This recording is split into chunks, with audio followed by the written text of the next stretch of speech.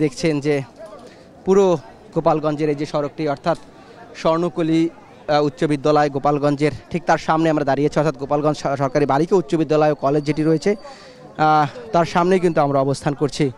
এবং সেই জায়গাতেই আমরা দেখছি যে পুরো রণক্ষেত্রে পরিণত করেছে। পুলিশের দিকে ইটপাটকেল ছোড়া হচ্ছে এবং দেশীয় অস্ত্র নিয়ে মূলত হামলা চালাচ্ছে এখানে আওয়ামী লীগ ও ছাত্রলীগের নেতাকর্মীরা।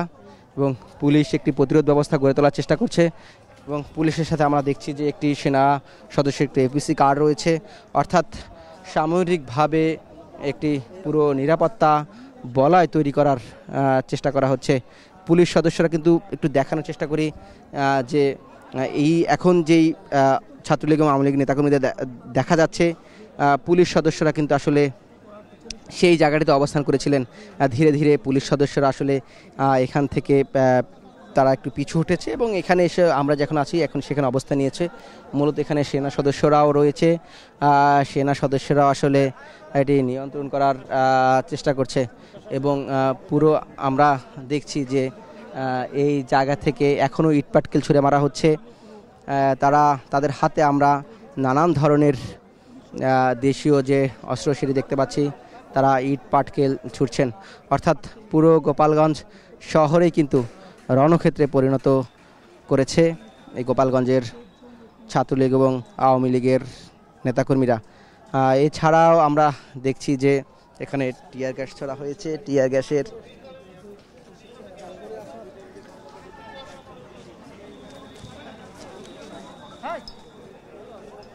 গ্যাস ছোড়া হয়েছে এবং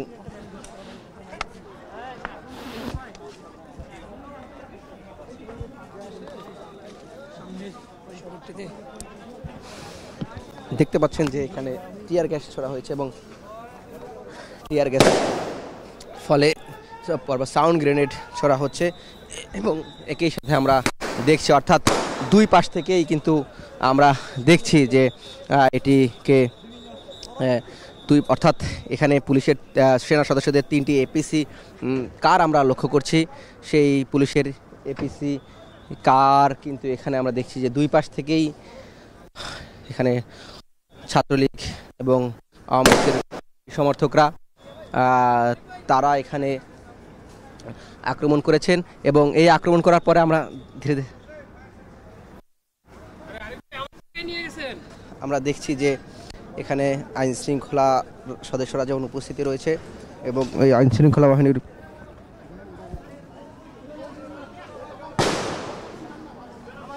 উপস্থিতি ছাড়াও এখানে মূলত সেনা সদস্যদের 3টি এপিসি কার আমরা দেখতে পাচ্ছি এবং এই সেনা সদস্যদের 3টি এপিসি কার থেকে মূলত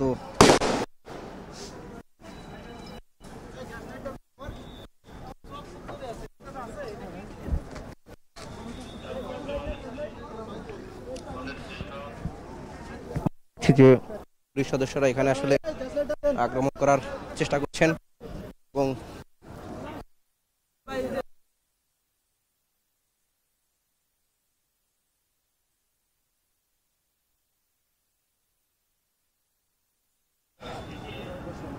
এখানে টিয়ার গ্যাসের ঝাঁঝালো গণমাধ্যম কর্মী সহ পুলিশ সহ এখানে সব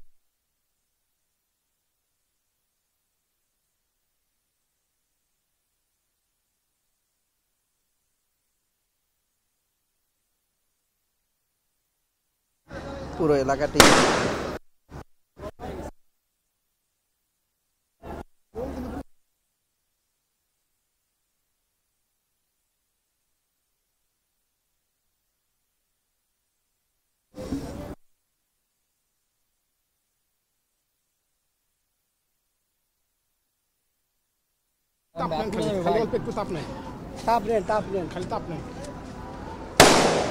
আমরা দেখছি যে এখানে মুহুর্মুহু সেনা সদস্যরা ফাঁকা গুলি ছুটছে, টিয়ার গ্যাস ছুটছেন এবং এই যে হামলা চালানো হচ্ছে, বারবার আক্রমণ করা হচ্ছে এবং এই যে টিয়ার গ্যাসের তীব্র ঝাঁঝালোর গণমাধ্যম কর্মীদের অনেকেই এখানে আমরা দেখেছি যে তারা কিছুটা অসুস্থ হয়ে পড়ছেন।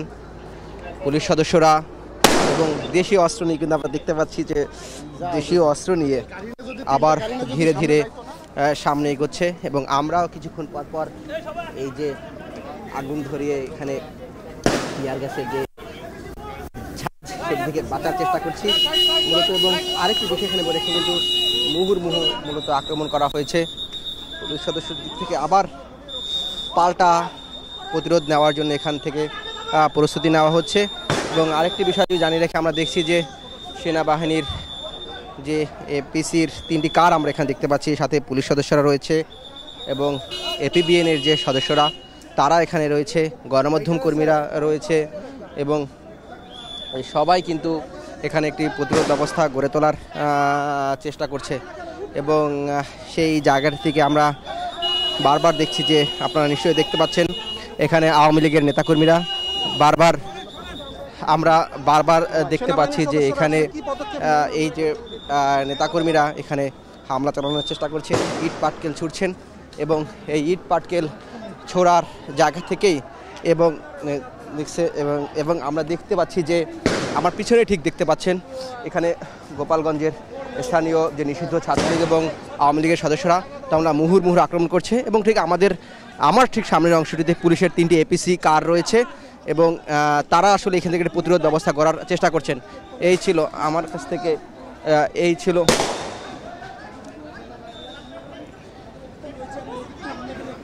দর্শক, এতক্ষণ আমাদের সহকর্মী যাওয়াদের মাধ্যমে আমরা দেখতে পাচ্ছি যে গোপালগঞ্জ পুরো রণক্ষেত্রে পরিণত হয়েছে।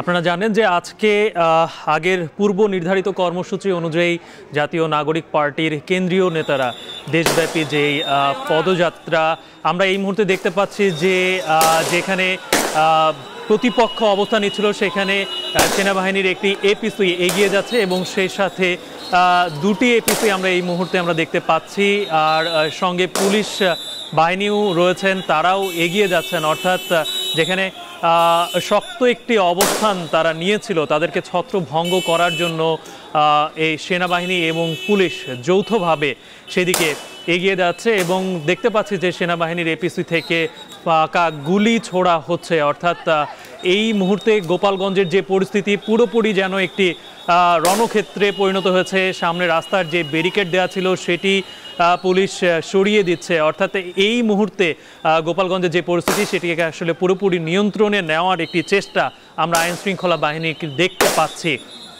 আমরা দেখতে পাচ্ছি যে এপিসি ইতিমধ্যে যে ব্যারিকেডটা দেওয়া ছিল সেই ব্যারিকেড পার হয়ে সামনের দিকে এগিয়ে যাচ্ছে এবং সেখানে অবস্থান নিচ্ছে নিষিদ্ধ ছাত্রলীগ এবং আওয়ামী লীগের নেতাকর্মীরা, যারা এনসিপির যেই নেতারা যারা এখন গোপালগঞ্জে অবস্থান করছেন তারা সমাবেশ শেষ হওয়ার পরেই আমরা দেখতে পেয়েছি।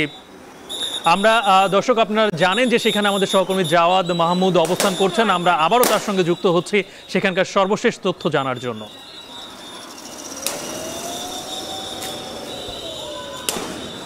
আমরা দেখছি যে এই কিন্তু গুলি করতে করতে অর্থাৎ ফাঁকা গুলি ছুটতে ছুটতে এখানে আগাচ্ছেন এবং আমরা এই যখন যে জায়গায় দাঁড়িয়ে আছি বা আমাদের ক্যামেরার মাধ্যমে দেখছেন এই জায়গাটাতে কিন্তু এতক্ষণ এখানের নিষিদ্ধ ছাত্রলীগ এবং আওয়ামী লীগের নেতাকর্মীরা অবস্থান করেছিল এবং সেনাবাহিনীর সদস্যরা তারা ধাওয়া করেছে এবং অর্থাৎ ফাঁকা গুলি ছুটতে ছুটতে সাউন্ড গ্রেনেড ছুটতে তারা মূলত এই যে নিষিদ্ধ ছাত্রলীগ এবং আওয়ামী লীগের নেতাকর্মীদের এখান থেকে সরিয়ে দিয়েছেন এবং আপনারা ধুয়োর কুণ্ডুলি দেখতে পাচ্ছেন।